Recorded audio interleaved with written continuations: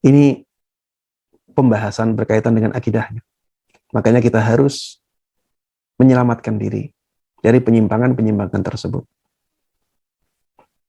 Adapun orangnya, apakah orang tersebut nanti dikasih uzur oleh Allah Subhanahu wa taala, diampuni oleh Allah Subhanahu wa taala atau tidak? Maka ini berkaitan dengan hubungan mereka dengan Allah Subhanahu wa taala. Bisa saja mereka diampuni, bisa juga tidak. Wallahu a'lam. Itu hukum yang berkaitan dengan akhirat mereka. Tapi yang jelas Rasulullah Sallallahu Alaihi Wasallam memberikan ancaman. Yang jelas Rasulullah Sallallahu Alaihi Wasallam memberikan ancaman kepada mereka yang pemahamannya menyimpang. Makanya dikatakan dalam sebuah hadis bahwa orang-orang Yahudi itu nantinya terpecah menjadi 71 golongan. Orang-orang Nasrani terpecah menjadi 72 golongan. Kaum muslimin terpecah menjadi 73 golongan. Semuanya di neraka. Na'udzubillah min dzalik. Hanya satu yang di surga. Ya, ini ancaman yang sangat mengerikan. Oleh karenanya, berusahalah untuk selalu berpegang teguh kepada akidah salaf.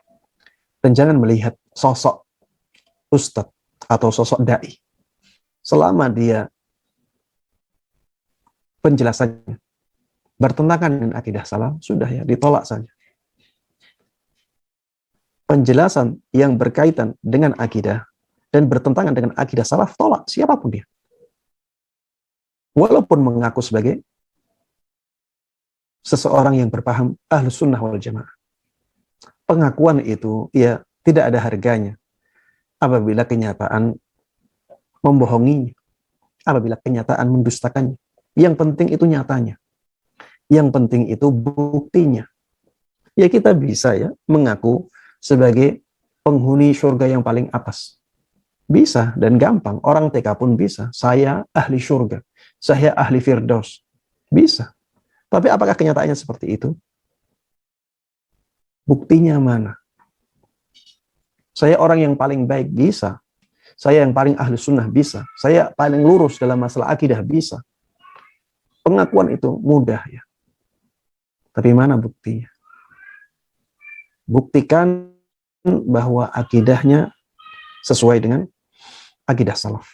Akidah salaf itu akidah para sahabat Nabi Muhammad SAW dan orang-orang yang sesuai dengan mereka. Kalau akidah seseorang atau penjelasan seseorang tentang suatu akidah, suatu keyakinan itu bertentangan dengan akidah salaf, ya jelas ya kita lebih dahulukan akidah salaf. Mereka para sahabat Nabi Muhammad SAW, mereka anak didik Rasulullah SAW.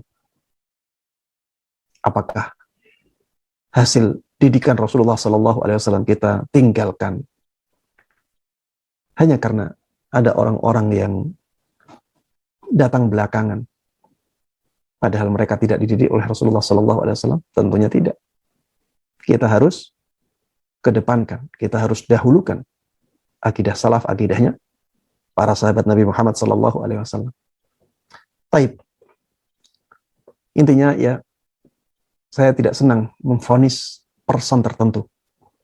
Saya tidak senang ya, tapi saya sampaikan bahwa siapapun yang menjelaskan tentang suatu keyakinan, tentang suatu akidah, tapi penjelasannya bertentangan dengan akidah salaf, maka harus ditinggalkan penjelasan itu.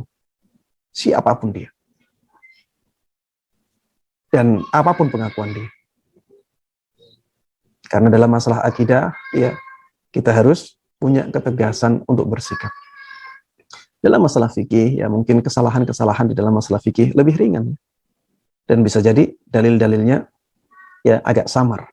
Tapi dalam masalah akidah, terutama masalah-masalah kibar, masalah-masalah besar dalam akidah, maka kita harus tegas karena dalil-dalil yang menjelaskannya sangat jelas ya. Wallahu a'lam.